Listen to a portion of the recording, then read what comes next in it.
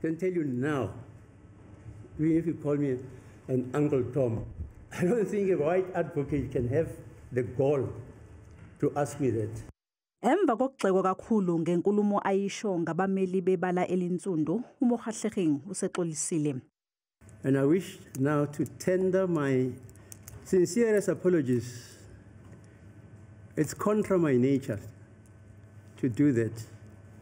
I heartily and unreservedly, with no qualification, apologize to my colleagues here, to the accused. They say I mustn't call you the accused. They are correct. The gentleman in front of me.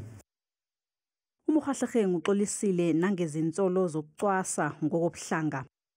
I wish to apologize for being a racist. I'll try and mend my ways, but I can tell you, it's not a conscious thing about me to be a racist.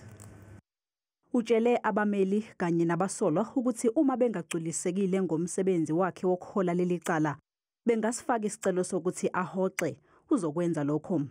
If you believe that I, as a judge, I'm so useless, dumb, baluka, moho, etc., and you think you can't get a fair trial from me, please tell me. I'll recuse myself.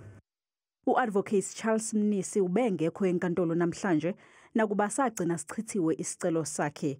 Ucele u-Advocate Sipho Ramosipele ukuthi ammele.